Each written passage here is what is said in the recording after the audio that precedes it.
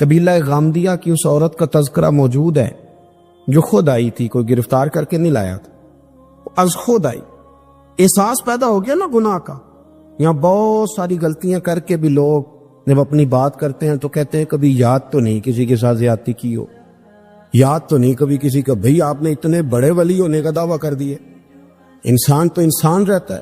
بڑے بڑے لوگ کہہ گئے کہ یا اللہ اگر انجانے میں بھی بھول گئے ہیں تو ہم سے درگزر فرما، لیکن جب ہم تیار ہی نہیں ماننے کو۔ حضرت انس بن مالک کہتے ہیں وہ خاتون آئی، کوئی پکڑ کے نہیں لایا، کسی 14 دنوں کے ریمانڈ پہ نہیں اسے منوایا گیا، اسے وہ خود بخود آئی اور کریم محبوب علیہ السلام کے سامنے جب وہ کھڑی ہوئی تو اتنے درد سے میں نے کم لوگ روتے دیکھے ہیں جس درد سے وہ روئی۔ عرض کرنے لگی حضور میں غلطی کر بیٹھی، مجھ سے زنا ہو گیا، مجھے پاک کر گئے۔ تو محبوب کریم علیہ السلام نے فرمایا تو کیسے ثابت کرے گی تو نے گناہ کیے؟ یعنی مجرم کو ثابت کرنا پڑ رہا ہے کہ میں گناہگار۔ یہ وہ کمال ہے کہ انسانوں کو احساس ہونے لگے کہ یہاں ہم غلط ہیں۔ جب اعتراف جرم ہوتا ہے، جب بیماری کی تشخیص ہوتی ہے تو پھر اس کا علاج بھی ہو جاتا ہے۔ حضرت انس بن مالک کہتے ہیں وہ عرض کرنے لگی حضور میرے پیٹ میں ناجائز بچہ ہے۔ حضور نے فرمایا جا جب بچہ پیدا ہو تو پھر آنا۔ وہ 8 ماہ کے بعد آئی تو اس کی گود میں پھول سا بچہ تھا۔ حضور نے فرمایا واپس جا، جب روٹی کھانے لگ جائے تو پھر آنا۔ وہ 2 سال 2.25 سال دودھ پلاتی رہی، پھر جب آئی تو بچے کے ہاتھ میں روٹی کا ٹکڑا تھا۔ کریم محبوب صلی اللہ تعالی علیہ وسلم سے آ کے جب اس نے بات کی تو وہ درد سے روئی، کہنے لگی یا رسول اللہ 3 سال ہونے کو ہیں، میں نے گناہ کیا ہے، میں ساری رات سو نہیں پاتی۔ حضور تڑپتی، اگر اس حال میں مر گئی تو اپنے رب کو کیا منہ دکھاؤں گا، مجھے پاک کر دے، میرے حال پہ رحم فرمائے۔ محبوب کریم صلی اللہ علیہ وسلم نے بچہ ایک صحابی کو دیا، فرمایا بچوں کی طرح پالنا، اور کہا اسے لے جاؤ، پتھر مار مار کے اسے سنسار کر دو۔ صحابہ کہتے ہیں اسے پتھر لگ رہے تھے اور حضور بے چینی کے ساتھ ٹہل رہے۔ آ کے خبر دی حضور وہ تو وصال کر گئی، انتقال ہو گیا۔ فرمایا یہاں تک تو بات اس کی تھی۔ حضرت انس بن مالک کہتے اب محبوب کریم نے صحابیات سے فرمایا اسے غسل دو، کفن پہناؤ، جنازہ تیار ہو جائے تو مجھے خبر کرنا۔ حضرت انس بن مالک کہتے ہیں غسل ہوا، کفن ہوا، جنازہ تیار ہوا تو حیران ہم تب ہوئے جب میرے محبوب نے فرمایا صفے بناؤ، میں خود جنازہ پڑھاؤں گا، میں خود جنازہ پڑھاؤں۔ اور سرکار نے جنازہ پڑھایا تو ایک شخص کی زبان سے نکلا حضور اس ملعون کا معاذ اللہ جنازہ جس نے ناجائز بچہ جنا، اس کے لیے آپ دعا کر رہے ہیں، جنازہ پڑھا۔ حضور فرمانے لگے خاموش ہو جاؤ، تم نے گناہ دیکھا ہے، اس کا احساس نہیں دیکھا، تم نے غلطی دیکھی ہے لیکن اس کی توبہ کا انداز نہیں دیکھا۔ اور صاحب کنز العمال نے یہ لفظ نقل کیے ہیں کہ کریم محبوب فرمانے لگے اس نے تو ایسی شاندار توبہ کی ہے کہ اگر میں اپنی ساری امت میں بانٹ دوں تو اللہ سب کی مغفرت فرما دے گا۔ احساس جب پیدا ہو جاتا ہے نا اپنے دل کے اندر کہ یہاں میں غلط ہوں، ان العبد اذا اعترف ثم تاب تاب اللہ علیہ او کما قال نبی صلی اللہ علیہ وسلم، رواہ مشکات۔ حضور نے فرمایا جب کوئی بندہ کہتا ہے نا اللہ میں بھول گیا تھا اور پھر وہ توبہ کرتا ہے تو رب اس کی توبہ کو فوراً ہی قبول فرما لیتا ہے۔ حضرت عبداللہ بن حذافہ جہاد کر رہے تھے، روم کے عیسائیوں نے گرفتار کر لیا، 1000 آدمی نے مل کے پکڑا، گرفتار نہیں ہوتے تھے صحابی، 1000 آدمی نے گھیرا ڈالا، گرفتار کر کے لے گئے۔ اور جب بادشاہ کے سامنے گئے تو وزیر کہنے لگا بادشاہ بندہ بڑے کام کا ہے، اگر ہمارے قابو آ گیا تو فائدہ دے گا، صحابی ہیں حضرت عبداللہ بن حذافہ، حضرت فاروق اعظم کا زمانہ ہے، اگر قابو آ گیا تو فائدہ دے گا۔ بادشاہ کہنے لگا کیوں، کیا خوبی ہے؟ کہنے لگے ہم 1000 آدمی تھے، یہ اکیلا قابو نہیں آ رہا، تو 1000 آدمی تھے، اگر ہماری فوج میں شامل ہو گیا تو بہت بڑا جرنیل ملے گا۔ بادشاہ کہنے لگا کوئی مسئلہ نہیں، 2-3 چیزیں ہوتی ہیں بندے کو خریدنے کے لیے، خرید لیتے۔ بادشاہ کہنے لگا عبداللہ جتنی دولت تجھے چاہیے میں تجھے دے دیتا ہوں، میرے لشکر میں آ جا، معاذ اللہ اسلام چھوڑ دے۔ حضرت عبداللہ بن حذافہ کیا فرماتے ہیں بڑا تو بیوقوف ہے، میں نے دولت کمانی ہوتی تو مدینے میں بیٹھ کے تجارت کرتا، میں دولت کمانے نہیں نکلا، میں تو رسول اللہ کی رضا کمانے کے لیے نکلا ہوا ہوں، دولت کمانی ہوتی تو کسی مارکیٹ میں ہوتا، میدان میں آنا تو شہادت ہے مطلوب مقصود مومن، نہ مال غنیمت نہ کشور کشائی، یہ دولت تو لونڈی ہے رسول اللہ کے دروازے کی، جو تو پیچھے پیچھے پھرتی ہے نبی پاک کے غلاموں۔ یہ کمانی ہوتی تو میں کسی مارکیٹ میں ہوتا، میدان میں تھوڑا ہوتا۔ عبداللہ بن حذافہ سے ایک دوسری چال چلی، کہنے لگے میاں عہدہ جو تجھے چاہیے، میں بادشاہ ہوں، میرے نیچے جو عہدہ تو کہے گا وہ تجھے مل جائے گا۔ حضرت عبداللہ بن حذافہ کہنے لگے شاید تجھے پتا نہیں میری تعریف کیا ہے، شاید تو جانتا نہیں میری تعریف کیا ہے۔ کہا صاحب کی کیا تعریف ہے؟ کہنے لگے میں رسول اللہ کا صحابی ہوں، اور کائنات میں سب سے بڑا عہدہ مصطفیٰ کے صحابی ہونے کا عہدہ ہے۔ صحابہ وہ صحابہ تھے جن کی ہر صبح عید ہوتی تھی، خدا کا قرب حاصل تھا، نبی کی دید ہوتی تھی۔ فرمایا میں نے حضور کے جلوے دیکھے ہوئے ہیں، مجھے عہدے کی ضرورت ہی نہیں، اور میں نے عہدہ لینا ہوتا تو میں سیاست کرتا، میں تو شہادت لینے نکلا ہوں میدان میں، عہدے کا میں نے کیا کرنا ہے؟ اب بادشاہ کہنے لگا اسے قتل کر دو۔ وزیر کہنے لگا نہیں، ایک بات اور ہے، مجھے ایک چال اور چلنے دو۔ کہا وہ کیا؟ کہنے لگے میری بیٹی بڑی خوبصورت ہے، مجھے موقع دو اپنی بیٹی کو سجا بنا کے، وہ جوان جس کی جوانی اتنی بڑی ہے کہ 1000 آدمی مقابلے میں کھڑا نہیں ہوتا، اس جوان کے کمرے میں رات کی تنہائی میں بنا سوار کے بی بی کو بھیجا۔ وہ بی بی کہتی ہے میں ساری رات بن سور کے اس صحابی کے کمرے میں بیٹھی رہی، لیکن یہ کیا شخص تھا، ساری رات ہی مسلح پہ بیٹھا رہا، ساری رات ہی، کچھ دیر تھک جاتا تو یہ کریم رسول پہ درود پڑھنا شروع کر دیتا۔ بی بی کہتی ہے سحری ہو گئی تو میں نے چھو کے دیکھا کہ انسان ہے کہ جن ہے، یہ بندہ ہے کہ فرشتہ ہے، چھو کے دیکھا۔ کہنے لگے پیچھے ہٹ جا۔ میں نے کہا میں نے تو سنا تھا تو 1000 کے مقابلے میں ہے، اور تو اتنا بے حس ہے کہ بنی سوری دلہن بیٹھی ہے، تو نے نظر نہیں کی؟ عبداللہ بن حذافہ، بی بی کہتی ہے نظر پھر نہیں اٹھائی، نظر پھر جھکی ہوئی ہے۔ کہنے لگے بی بی میں مجبور ہوں، اب میرے اوپر کوئی حسن نہیں چلتا، میں نے جلوائے بدوہا کا دیدار کیا ہوا ہے، اب میری نگاہوں میں جچتا نہیں کوئی، اس لیے کہ جیسے میرے سرکار ہے ایسا نہیں کوئی، کبھی بھی اب نہیں کسی کا میرے اوپر جادو چلتا۔ میں نے مصطفیٰ کو، اور کہا ذرا پیچھے ہٹ کے بیٹھ، مجھے میرے رسول نے غیر محرم سے بچنے کا حکم دیا ہے، ذرا پیچھے ہٹ کے بیٹھ۔ سحری کا وقت تھا تو بی بی کہتی ہے اس نوجوان کے جملے میرا سینہ چیر گئے، کلیجہ پھٹ گیا، چیخ نکلی، میں کفر کے عالم میں روئی۔ میں نے کہا مجھے بتا تو صحیح، آخر یہ جذبہ کہاں سے ملتا ہے؟ آخر یہ روشنی تو میں نے دیکھی نہیں، کہاں سے آتی ہے؟ ایک میرا باپ ہے جو بنا سور کے مجھے تیرے کمرے میں چھوڑ گیا، بتلا یہ کہاں سے کیف آتے ہیں؟ عبداللہ بن حذافہ کہنے لگے اگر کیب لینا ہے تو بھی میرے مصطفیٰ کا کلمہ پڑھ جا، آجا دروازے رسول پہ جھک جا، مل جائے گا۔ سویرے دروازے پہ باپ آیا بیٹی سے رزلٹ لینے، دروازہ کھولا تو بیٹی نقاب پہنے باہر آئی۔ باپ کہنے لگا کیا بلا؟ کہنے لگی پیچھے ہٹ جا، تو غیر محرم ہے، کافر ہے، میں مسلمان ہوں۔ اس نے کہا کیا ہوا؟ کہنے لگی تیرے جیسے کو باپ کہوں، تیرے جیسے کو جو مجھے استعمال کر رہا تھا؟ میں تجھے باپ نہیں مانتی، میں اب رسول والی ہو گئی، میں حضرت فاطمہ کی کنیزہ ہو گئی، میں اب نبی کریم کی خادمہ ہوں، خبردار میرے قریب نہ آنا۔ یہ داؤ بھی ناکام ہوا۔ اب حضرت عبداللہ بن حذافہ کے سامنے موت کھڑی کی، ایک کڑا میں تیل گرم کیا، کہنے لگے تجھے اس میں جلایا جائے گا۔ حضرت عبداللہ بن حذافہ رضی اللہ تعالیٰ عنہ جب جلنے کے قریب ہوئے تو رونے لگے۔ روم کا بادشاہ کہنے لگا شاید ڈر گیا ہے، کہنے لگے اب سمجھ آئی ہے، اب تجھے پتا چلا ہے، چلا آ جا۔ حضرت عبداللہ بن حذافہ کہنے لگے تو کافر ہے، تیری کافروں والی سوچ ہے، اس لیے نہیں رویا کہ موت سے ڈر گیا ہوں، میں تو اس لیے رویا ہوں کہ ایک جان ہے وہ نبی پاک پہ قربان ہو رہی ہے، کاش رب مجھے 1000 جان دیتا، میں ساری مصطفیٰ پہ قربان کر دیتا۔ ایک سنار نے گلی میں یتیم چھوٹے سے بچے کو گھومتے دیکھا تو سنار بے اولاد تھا، بچے کو اٹھا کے گھر لے آیا، 18 سال اس بچے کی پرورش کی، اس کو پالا پوسا، جوان کیا۔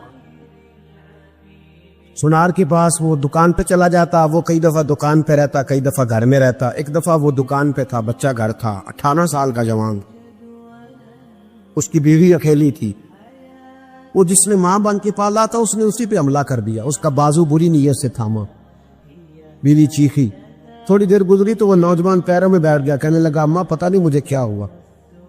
شام کو سنار آیا، بیوی چیخنے لگی، چلانے لگی، کہنے لگی آج عجیب بات ہوئی، جس کو میں نے جگر کا خون دے دے کے پالا اسی نے گندی نظر ڈالی۔ سنار محب حیرت ہے، بیوی کا خیال تھا کہ لات اٹھائے گا، ڈنڈا اٹھائے گا، نوجوان کو مارے گا، لیکن وہ رونے لگ گیا۔ اس نے کہا آج اس نے میرا بازو تھاما ہے، جانے کیا کیا ہے۔ پریشان ہونے لگ گیا، سجدے میں گر گیا، کہ تو بتاتا کیوں نہیں؟ تو وہ سنار کہنے لگا اس کی غلطی نہیں، 18 سال کے بعد آج مجھ پر بھی شیطان سوار ہوا تھا۔ ایک عورت آئی تھی، وہ اپنے بازوؤں میں چوڑیاں پہننا چاہتی تھی تو میں نے بھی گندی نظر سے ہاتھ ڈالا تھا، رب کریم نے مجھے فوراً اس کی سزا دی۔ جن کے گھروں میں بیٹیاں ہوتی ہیں ان کی نظریں گندی نہیں ہوتی، جو بیٹیوں کے باپ ہوتے ہیں، جو بہنوں کے بھائی ہوتے ہیں، ان کی نظریں گندی۔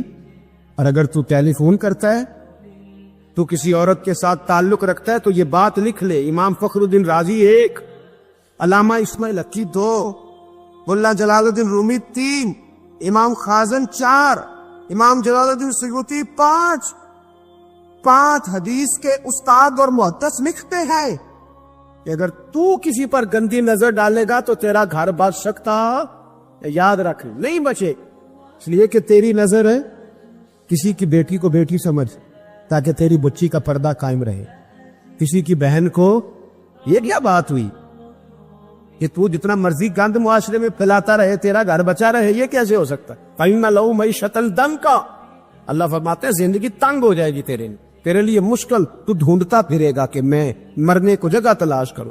سچی توبہ کرے، کھری توبہ۔ یہ گناہ انسان کو مجبور کر دیتے۔ حضرت عبداللہ بن مبارک رحمۃ اللہ تعالی علیہ، ان کے سینکڑوں شاگرد تھے، ایک شاگرد کے انتقال کا وقت آیا تو گھر گئے ملنے۔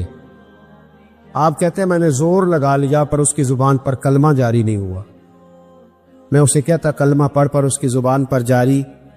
اللہ اکبر، بہت بڑی نعمت ہے، دعا فرمائے اللہ ایمان کی موت عطا فرما، ایمان کی موت دے اللہ کریم، ایمان کی موت دے۔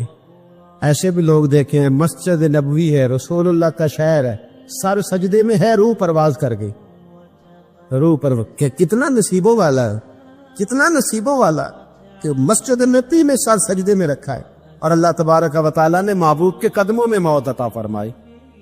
حضرت عبداللہ بن مبارک کہتے ہیں میں نے اس کو کہا کلمہ پڑھ تو اس کی زبان پہ جاری نہیں ہوتا، میں بار بار کہتا تو وہ منت کرتا، کہتا حضور میں کوشش کرتا ہوں جاری نہیں ہوتا۔ فرماتے میں پریشان ہو کے اٹھا، ابھی میں دروازے پہ پہنچا تھا، اس نے چیخ ماری اور روح پرواز کر گئی۔ بچے رونے لگے، بیوی رونے لگی، تو میں نے اس کی بیوی سے کہا کہ یہ جرم کیا کرتا تھا، اتنا بڑا پاپی پہ کلمہ جاری نہیں ہوا۔ اس کی زوجہ کہنے لگی حضرت جی 2 گناہ تھے اس کے، ایک تو یہ شراب کا عادی تھا، روکتی تھی باز نہیں آتا تھا، اور دوسری بات یہ کہ یہ اپنی اماں کا نافرمان تھا، وہ 2 گلیاں چھوڑ کے رہتی ہے، یہ کبھی ملنے نہیں گیا تھا، اس بوڑھی کا کلیجہ اس کی طرف سے بڑی تکلیف میں تھا۔ حضرت عبداللہ بن مبارک کہنے لگے جا تو بھی دعا کر، اس کی ماں کو بھی کہہ دعا کرے کہ یہاں تو یہ کلمہ نہیں اسے نصیب ہوا، اللہ کرے اللہ آخرت کی منزلیں اس کی بہتر فرما دے۔ حضور صلی اللہ علیہ وسلم کے پاس ایک مہمان آ گئے رات کے وقت میں، جب وہ آئے تو حضور نے پوچھا کھانا کھانا ہے؟ تم نے کہا کھانا ہے۔ جھوٹ اور بھوک کو جمع کرنا منع ہے، کہا جی کھانا ہے۔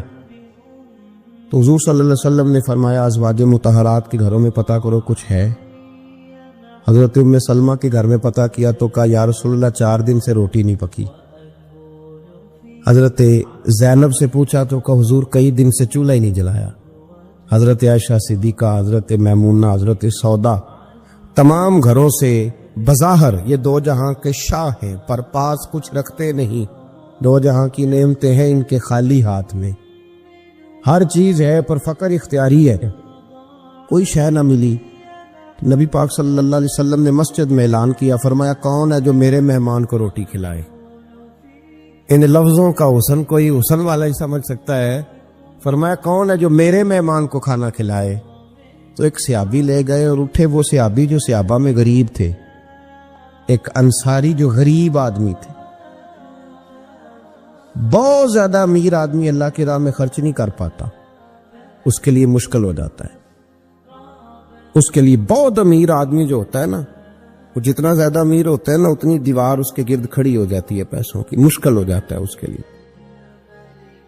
غریب آدمی کھڑے ہوئے، اگرچہ میرے محبوب کے غلاموں میں جو بڑے امیر تھے وہ بھی خرچ کرنے میں بڑے آگے تھے، حضرت عثمان غنی رضی اللہ تعالیٰ عنہ، حضرت عبد الرحمن ابن عوف، حضرت ابو بکر صدیق رضی اللہ۔ لیکن یہ غریب آدمی کا حضور میں لے جاؤں گا، میں لے کے جاؤں، اور یہ بخاری مسلم ہے، حضور نے فرمایا لے جاؤ۔ وہ اب صحابی گھر لے گئے اور بیوی سے مشورہ کیا، بات پہ غور کرنا، ہر چیز کی بھوک دیکھی جا سکتی ہے، بچوں کی نہیں دیکھی جا سکتی۔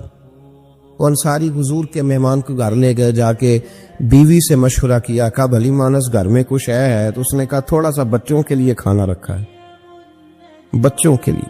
بچے تو بزدل کر دیتے ہیں، بچے تو آدمی کو بزدل کر دیتے ہیں، بچے تو مار دیتے ہیں، کلیجہ پھٹ جاتا ہے بچہ بھوکا ہو تو، نیند نہیں آتی۔ اب صحابی اپنی بیوی سے کیا کہتے ہیں؟ کہتے ہیں بچوں کو بہلا کے سلا دے، اور رسول اللہ کے لیے نہیں، رسول اللہ کے مہمان کے لیے، بھائی نبی پاک کے لیے نہیں، حضور کے۔ تجھ سے در در سے سگ اور سگ سے ہے مجھ کو نسبت، میری گردن میں بھی ہے دور کا پٹکا تیرا، تجھ سے در در سے سگ سگ سے ہے مجھ کو نسبت۔ لمبی بات ہے کہ بچوں کو سلا دو۔ بی بی نے بچوں کو سلا دیا تو میاں بیوی کا مشورہ ہوا کہ مہمان کے ساتھ بیٹھ کے روٹی کھانا بھی سنت ہے۔ تو اب مہمان کے ساتھ بیٹھ کے کھانا بھی ہے تو کھانا ہے ایک دو آدمی کا۔ اب خاوند اپنی بیوی کو تیار کرتا ہے کہ میں بھی کھانے پہ بیٹھ جاؤں گا، تو بھی بیٹھ جانا، اور جب مہمان کھانے میں ہاتھ ڈال لے تو اٹھنا، کہنا او ہو دیا تو صحیح کیا ہی نہیں، ابھی بجھ جائے گا، اور جا کے دیا بجھا دینا۔ ہم ہاتھ ہلاتے رہیں گے، مہمان روٹی کھاتا رہے گا۔ اور یار اس درد کو، اس کیف کو سمجھو، گھر میں بچے بھی بھوکے، بچوں کی ماں بھی بھوکی، بچوں کا باپ بھی بھوکا، دسترخوان پہ روٹی لگ گئی، روٹیاں چون ڈالی، بی بی اٹھی کہنے لگی او ہو چراغ تو صحیح کیا ہی نہیں، یہ تو بجھ جائے گا۔ حوصلے مند بی بی جس نے بچے بھوکے سلا دیے، وہ بھوکے سوئے ہوئے بچوں کی بھوکی اماں اٹھی اور اپنے خاوند کی تابے داری میں اٹھی، میں گڈی تے ہتھ ڈور سجن دے، وہ جنج رکھے اونج رہنا ہے، اٹھی اور اس نے نا دیا ٹھیک کرنے کے بہانے بجھا دیا۔ مہمان روٹی کھاتا رہا اور رسول اللہ کے نوکر قربانی دیتے رہے۔ وہ روٹی کھا کے سیر ہو کے بستر بچھایا تو سو گیا۔ یہ میاں بیوی ساری رات بچوں کی طرف دیکھتے رہے اور غور کرتے رہے اور راضی رہے کہ ہم نے حضور کا فریضہ نبھایا ہے۔ قربان جاؤں محبوب پہ، بے خبر ہو جو غلاموں سے وہ آقا کیا ہے۔ وہ صحابہ وہ اگر قربانیاں دیتے تھے تو جو اعزاز ملتا تھا وہ بھی بڑا شان والا ہے۔ صحابی کہتے ہیں میں فجر کی نماز پڑھنے مسجد آیا، پہلا قدم رکھا تو میرے کریم بولے، حضور نے فرمایا رات جو تو نے اور تیری بیوی نے عمل کیا ہے خدا کو بھی بڑا پسند آیا ہے، محمد مصطفیٰ کو بھی بڑا پسند ہے۔ اور پھر ایک لفظ اور ہے حدیث میں، ایک روایت میں کچھ جملے اور بھی ہیں۔ حضور نے فرمایا جب تو اور تیری بیوی رات مہمان کے ساتھ احسار کر رہے تھے نا تو عرش کا مالک تمہیں مسکرا کے دیکھ رہا تھا، رب تمہیں دیکھ کے مسکرا رہا تھا، رب تمہیں دیکھ کے مسکرا۔ تربامنی پہ شیخ ہماری نہ جائیے، ہم دامن نچوڑ دیں تو فرشتے وضو کریں، پر میں وہ مسکرا رہا تھا کہ میرے بندے میرے رسول کی رضا کے لیے کیا کر رہے ہیں۔ اور صاحب دیکھو، نبی پاک کے لیے نہیں، خاندان کے لیے نہیں، خاندان نبوت کے لیے نہیں، حضور کے نہ سمجھے یار، اس پہلو کو سمجھے۔ نبی پاک کے بریلی کے امام بول پڑے، فرمانے لگے تجھ سے در سے سگ سے ہے مجھ کو نسبت، تجھ سے در سے ساگ کتے کو کہتے ہیں فارسی میں۔ فرماتے محبوب تیرا دروازہ اور دروازے پہ کتا اور کتے کے پاس میں بیٹھا ہوں، چلو کتے کے پاس تو بیٹھا ہوں نا، میری گردن میں بھی کوئی تو پٹکایا ہی ہے نا۔ تجھ سے در سے سگ اور سگ سے ہے مجھ کو نسبت، چلو میری گردن میں بھی ہے دور کا پٹکا تیرا۔ قرآن مجید بول اٹھا، رب کریم نے فرمایا حبیب یہ تیرے غلام وہ ہیں کہ وَيُكْسِرُونَ عَلَىٰ أَنفُسِهِمْ وَلَوْ كَانَ بِهِمْ خَصَاصَةٌ، فرمایا ان کا حال یہ ہے کہ جس چیز کی شدید حاجت ہوتی ہے وہ بھی اپنے بھائیوں پہ قربان کر دیتے، وہ دے دیتے ہیں تیرے نام پہ۔ جب مکے والے مدینے آئے انصار مدینہ تو میرے مصطفیٰ کریم نے فرمایا نہ تمہاری نسلیں ایک ہیں نہ قبیلے ایک ہیں، لیکن تمہارا نبی ایک ہے، تمہارا رسول ایک، خدا ایک، کتاب ایک، تمہارا میری وجہ سے رشتہ ہے۔ چلو اپنے بھائیوں کے ساتھ احسار کرو، چلو احسار کرو۔ اگر کسی کے 2 مکان تھے تو اس نے ایک اس کو دے دیا جو مکے سے آیا تھا، 2 باغ تھے تو ایک دے دیا، کسی کے پاس ایک تھا تو آدھا بانٹ کے دے دیا، ہر چیز تقسیم کر دی۔ حالات بدل جاتے ہیں، حالات بدل جاتے ہیں۔ تلکل ایام